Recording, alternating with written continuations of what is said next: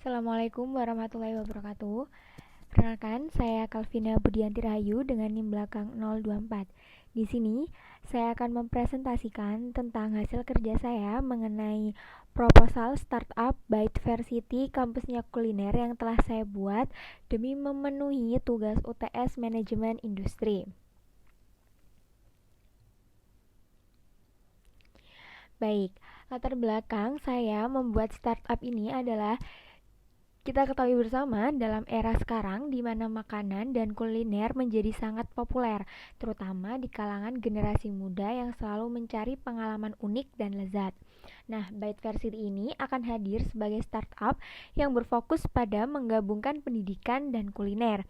Dalam konteks ini, ada peluang besar untuk menciptakan platform yang menggabungkan edukasi kuliner, pengalaman makanan, dan komunitas kuliner. Nah, tujuan saya mendirikan startup ini adalah untuk menumbuh kembangkan jiwa wirausaha sebagai mahasiswa, mempermudah mahasiswa perantauan menemukan menu makanan, mensinergikan antara kuliner dan platform digital, mempermudah usaha-usaha kuliner di sekitar kampus. Selanjutnya, motivasi saya melakukan usaha ini yang pertama untuk mengembangkan jiwa wirausaha dan melatih kemandirian dengan membuka usaha sendiri. Selanjutnya, dapat mengaplikasikan pengetahuan dan keterampilan yang saya miliki ke dalam satu praktek kerja nyata.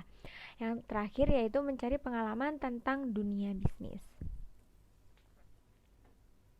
Nah, untuk visi misi startup usaha yang saya jalani, yang pertama yaitu menjadi pusat unggulan dalam edukasi kuliner dan pengalaman makan di seluruh negara. Kemudian, misinya adalah menginspirasi dan mendidik penggemar makanan untuk mengembangkan keahlian kuliner mereka melalui kursus, acara kuliner, dan komunitas yang mendukung. Nah, gambaran usaha di mana usaha startup saya ini akan didirikan berupa platform yang dapat menampung kuliner-kuliner di sekitar kampus dengan harga terjangkau dan menyediakan menu-menu yang sesuai untuk kalangan mahasiswa. Nah, nama startup saya sendiri yang yaitu Byte Versity, kampusnya kuliner. Nah, jenisnya platform, status usaha ini merupakan pengembangan usaha yang telah ada seperti GoFood, ShopeeFood, dan sejenisnya. Selanjutnya, identifikasi usaha startup saya, analisis STP-nya, di mana STP adalah segmentasi, targeting, dan positioning. Nah, segmentasinya adalah saya melakukan segmentasi pasar untuk mengidentifikasi kelompok pelanggan mana saja yang berpotensial untuk konteks usaha saya. Nah, yang pertama adalah mahasiswa, di mana mahasiswa universitas atau perguruan tinggi yang ingin mengembangkan keterampilan kuliner mereka. Selanjutnya bisa ke penggemar makanan, di mana individu yang hanya ingin mengeksploitasi dunia kuliner dan pengalaman makan yang unik. Selanjutnya adalah pengusaha kuliner, di mana orang-orang yang tertarik untuk memulai bisnis di bidang kuliner.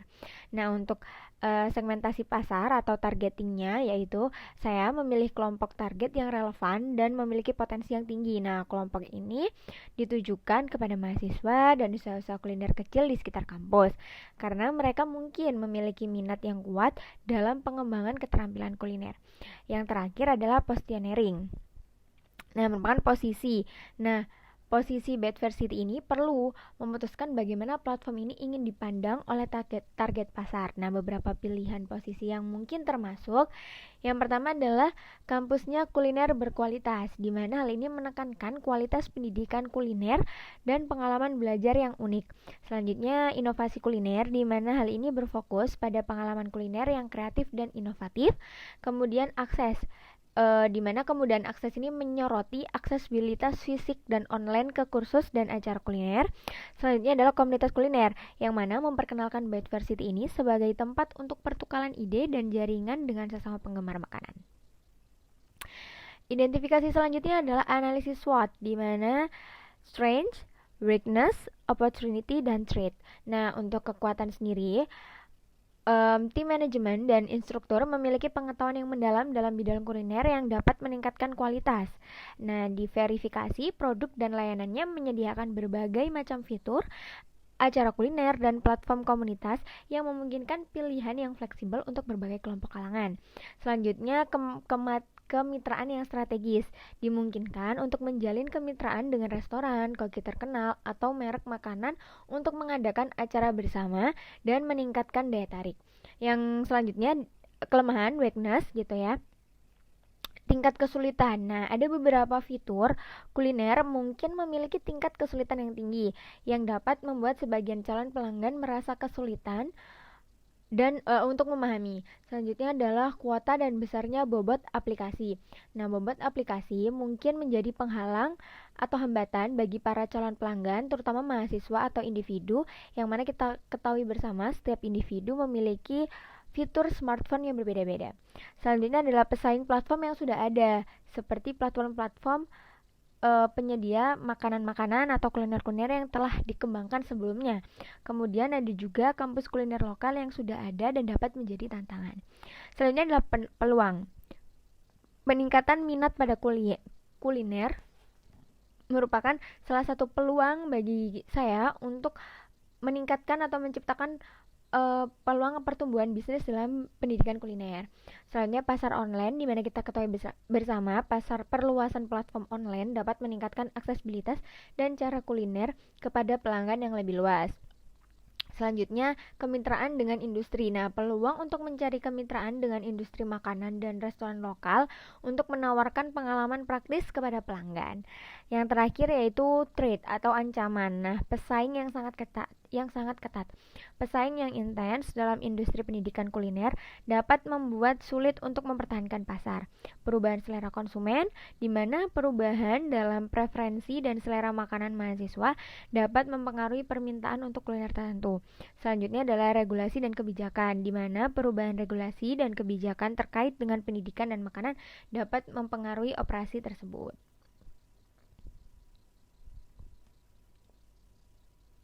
Baik, ada beberapa aspek-aspek yang akan saya bahas di sini. Yang pertama, peluang. Nah, platform ini menawarkan program pelatihan praktis bagi mahasiswa yang tertarik dalam dunia kuliner. Dapat juga dipertimbangkan untuk menjalin kemitraan dengan pengecer lokal, menyediakan layanan catering untuk acara kampus, seminar, atau pertemuan akademis. Nah, hal ini dapat membantu memperluas jangkauan bisnis dan memperkenalkan kualitas kuliner kampus kepada audiens yang lebih luas. Aspek selanjutnya adalah dari segi finansial. Nah, sumber daya pertama yang digunakan dalam usaha ini adalah dari keuangan pribadi. Maka dari itu, saya membutuhkan investor dan bantuan dari pemerintah ketika kami ingin mengembangkan platform ini, yang nantinya pendapatannya akan didapat berasal dari restoran yang telah menjadi partner dengan pendapatan yang stabil dan menyediakan makanan berkualitas tinggi dan menarik bagi mahasiswa dan staf kampus. Nah, hal ini dapat membangun basis pelanggan yang setia dengan mengembangkan strategi pemasaran yang efektif, menjalin kemitraan dengan pengecer lokal. Nah, hal ini juga dapat meningkatkan pendapatan dari penjualan produk yang kita ketahui bersama, yaitu kuliner. Selanjutnya, analisis produk. Nah, dalam platform ini terdapat fitur-fitur produk yang memudahkan akses untuk penggunanya, khususnya mahasiswa, untuk memperkaya katalog kulinernya. Selanjutnya, keunikannya. Nah, platform ini menawarkan sesuatu yang unik, seperti akses langsung ke resep kuliner, kemudian untuk berinteraksi dengan instruktur kuliner terkemuka atau koki terkenal, kesesuaian dengan kebutuhan pasar. Nah, analisis pasar yang komprehensif akan membantu dalam memahami preferensi dan kebutuhan mahasiswa terkait kuliner. Platform ini juga mampu menyesuaikan diri dengan preferensi kuliner berbeda-beda di kalangan komunitas kampus. Selanjutnya, kemudahan penggunaan platform. Nah, platform ini dirancang secara intuitif sehingga mudah digunakan oleh pengguna dari berbagai latar belakang. Nah, hal ini memastikan adanya tingkat adopsi yang tinggi di kalangan mahasiswa dan staf kampus. Selanjutnya, kualitas konten. Konten yang disediakan berkualitas tinggi yang relevan dengan kebutuhan pendidikan kuliner. Selanjutnya adalah interaksi sosial. Platform ini mencakup elemen interaksi sosial yang memungkinkan mahasiswa dan staf untuk berinteraksi, berkolaborasi, dan berbagi pengalaman kuliner mereka di platform tersebut. Selanjutnya adalah skalabilitas, di mana kemampuan platform ini untuk berkembang seiring pertumbuhan jumlah pengguna dan peningkatan dalam konten kuliner serta fitur tambahan yang dapat diperluas di masa depan. Yang terakhir yaitu keamanan dan privasi. Platform ini akan menjamin dan memastikan keamanan data pengguna dan privasi di informasi pribadi. Nah, ini akan membangun kepercayaan di antara pengguna dan platform tersebut. Nah, berikut adalah analisis pasar, di mana kami memiliki pasar target yang spesifik. Nah, mahasiswa dan staf kampus adalah target pasar kami yang akan tertarik dalam pengalaman kuliner yang interaktif dan inovatif. Nah, hal ini juga memungkinkan untuk menarik minat dari komunitas lokal di sekitar kampus.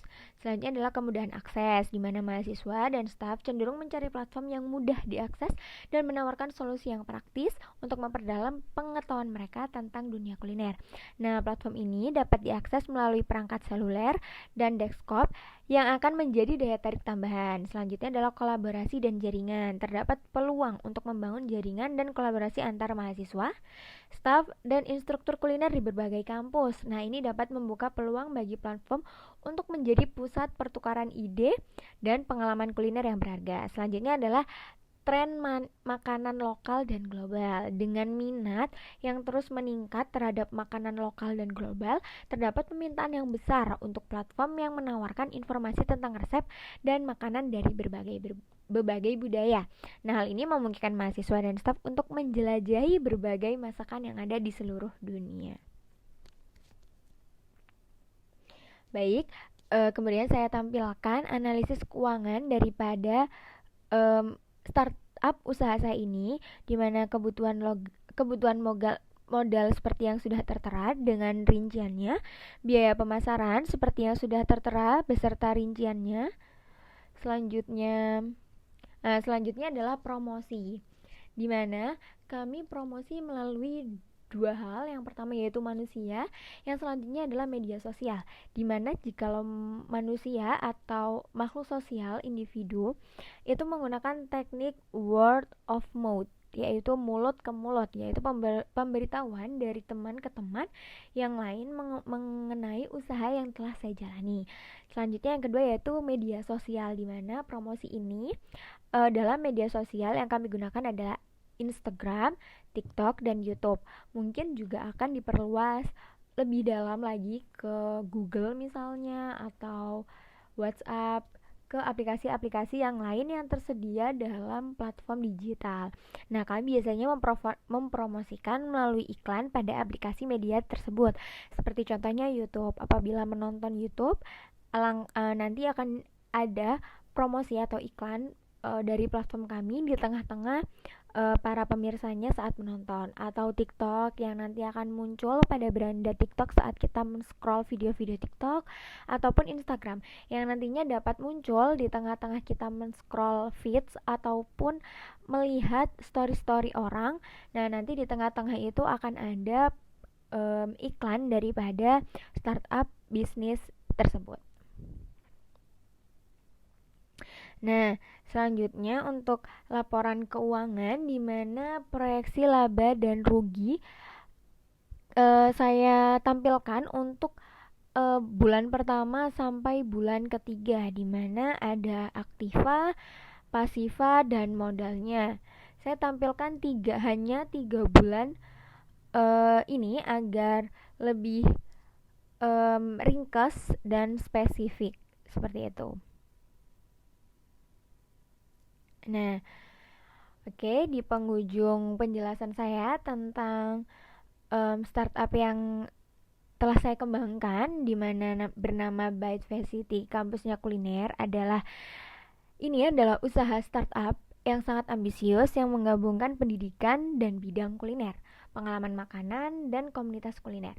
Nah, hal ini bertujuan untuk memberikan nilai tambah kepada mahasiswa dan penggemar makanan yang ingin memahami lebih dalam mengenai seni kuliner dengan strategi yang tepat, kemitraan yang kuat, dan pendekatan berkelanjutan. Bitvacity ini memiliki potensi untuk menjadi pemain utama dalam industri bidang kuliner ini. Saya sendiri membuat atau mempunyai ide ini adalah pure dari kecemasan saya pribadi, di mana sulitnya untuk memilih menu makanan apa yang akan saya makan di hari ini. Nah, Byte Varsity ini akan membantu para pelanggannya untuk mencari menu makan apa yang sesuai dengan keadaannya, dengan wilayahnya, dengan suasananya, dengan cuacanya, dan juga dengan harganya. Berbagai macam fitur yang telah disediakan dapat membantu para pengguna dalam menemukan kuliner yang cocok dan tepat pada lidah mereka. Hal ini juga akan memperluas pengetahuan kuliner bagi para pengguna karena memungkinkan pengguna untuk melihat dan mencari kuliner-kuliner dari segala penjuru dunia. Baik, mungkin itu saja yang dapat saya sampaikan. Kurang lebihnya saya mohon maaf. Wassalamualaikum warahmatullahi wabarakatuh.